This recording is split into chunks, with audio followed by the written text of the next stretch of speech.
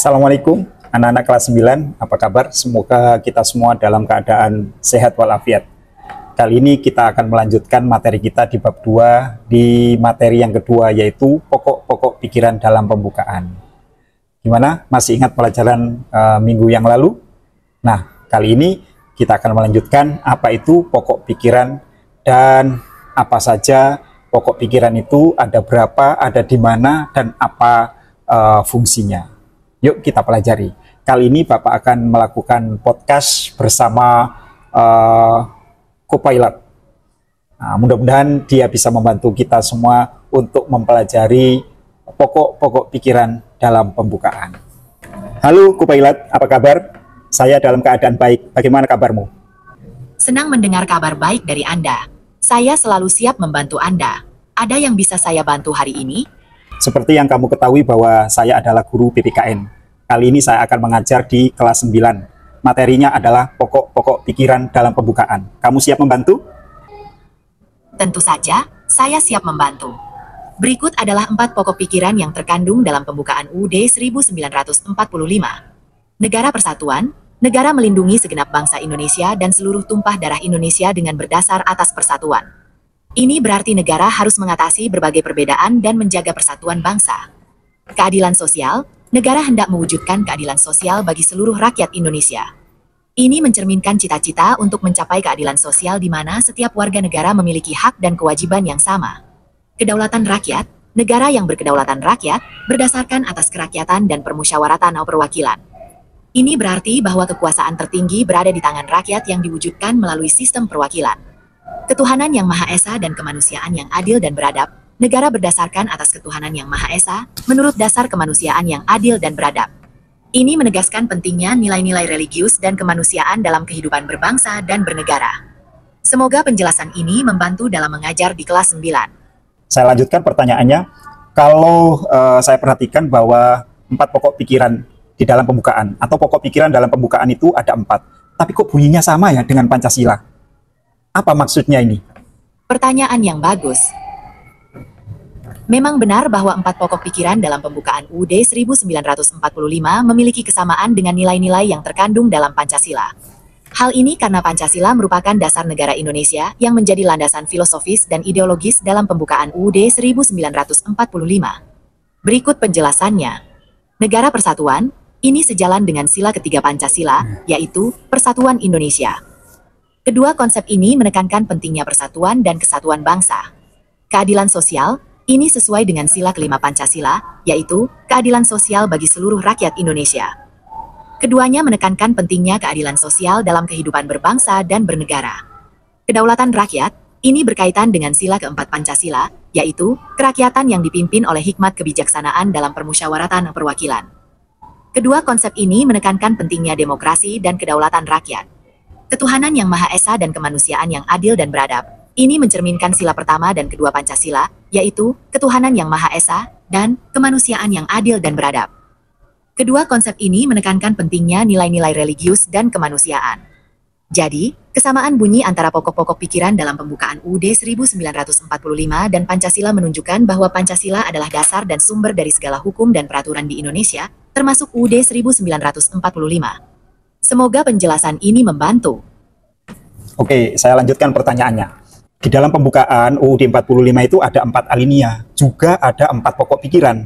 Apakah itu bermakna bahwa alinea 1 itu pokok pikiran 1, alinea 2 pokok pikiran 2, atau bagaimana? Tolong jelaskan.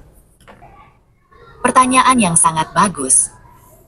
Meskipun pembukaan UUD 1945 terdiri dari 4 alinea dan juga terdapat 4 pokok pikiran, tidak berarti bahwa setiap alinea secara langsung berhubungan satu-satu dengan setiap pokok pikiran. Oke. Berikut penjelasannya.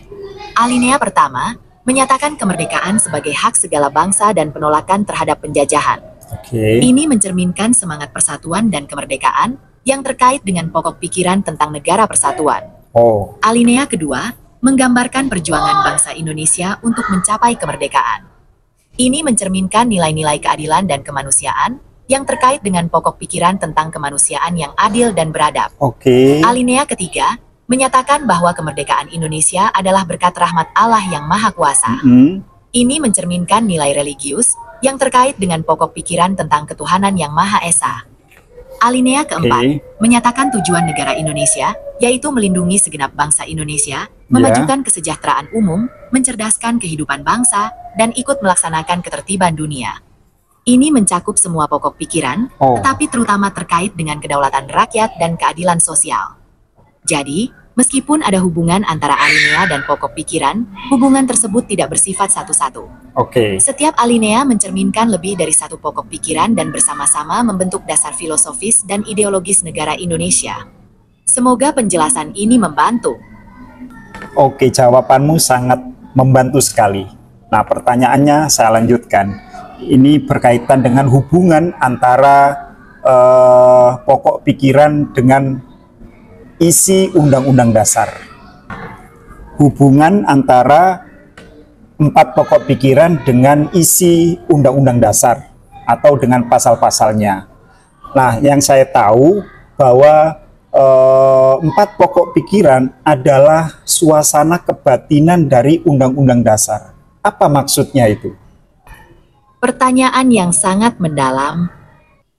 Hubungan antara 4 pokok pikiran dalam pembukaan UUD 1945 dengan isi dan pasal-pasal UUD 1945 adalah bahwa pokok-pokok pikiran tersebut menjadi dasar filosofis dan ideologis yang menjiwai seluruh isi UUD 1945. Berikut penjelasannya. Suasana kebatinan, istilah ini merujuk pada semangat, nilai-nilai, dan prinsip-prinsip dasar yang menjadi landasan dalam penyusunan UUD 1945. 4 pokok pikiran ini mencerminkan suasana kebatinan yang harus dipegang teguh dalam setiap pasal dan ayat UUD 1945. Mereka memberikan arah dan tujuan yang jelas bagi penyelenggaraan negara. Negara persatuan, pokok pikiran ini menjiwai pasal-pasal yang mengatur tentang kesatuan dan keutuhan wilayah negara, seperti pasal 1 ayat 1 yang menyatakan bahwa Indonesia adalah negara kesatuan yang berbentuk republik. Keadilan sosial, pokok pikiran ini tercermin dalam pasal-pasal yang mengatur tentang hak-hak sosial dan ekonomi warga negara, seperti pasal 27 ayat 2 yang menyatakan bahwa setiap warga negara berhak atas pekerjaan dan penghidupan yang layak bagi kemanusiaan. Kedaulatan rakyat, pokok pikiran ini menjiwai pasal-pasal yang mengatur tentang sistem pemerintahan demokratis, seperti pasal 1 ayat 2 yang menyatakan bahwa kedaulatan berada di tangan rakyat dan dilaksanakan menurut UUD. Ketuhanan yang Maha Esa dan kemanusiaan yang adil dan beradab, pokok pikiran ini tercermin dalam pasal-pasal yang mengatur tentang kebebasan beragama dan hak asasi manusia, seperti pasal 29 ayat 1 yang menyatakan bahwa negara berdasar atas ketuhanan yang Maha Esa. Dengan demikian, 4 pokok pikiran ini bukan hanya sekadar prinsip, tetapi juga menjadi roh yang menjiwai seluruh isi UUD 1945. Mereka memastikan bahwa setiap pasal dan ayat dalam UUD 1945 selaras dengan nilai-nilai dasar yang telah disepakati oleh para pendiri bangsa. Semoga penjelasan ini membantu. Oke, terima kasih atas bantuannya. Sungguh jawabanmu sangat sangat dalam dan saya berpuas hati. Kita akan ketemu lagi di pertanyaan-pertanyaan dan di materi berikutnya. Terima kasih, sampai jumpa. Nah, anak-anak sekalian, itulah tadi podcast Bapak dengan Kupailat. Pertanyaan-pertanyaan tadi sering kali ditanyakan oleh para siswa. Dan kali ini Bapak mewakili kalian untuk menanyakan itu kepada Kupailat. Dan jawabannya sungguh sempurna. Bagus sekali jawabannya, kalian bisa meniru jawaban-jawaban tersebut, kalian bisa mempelajarinya, dan jika ada pertanyaan-pertanyaan seperti itu, kalian bisa menjawabnya seperti yang dibantu oleh Kupailat. Oke, anak sekalian, kita akhiri video kali ini. Jumpa lagi di video berikutnya. Assalamualaikum dan salam sejahtera.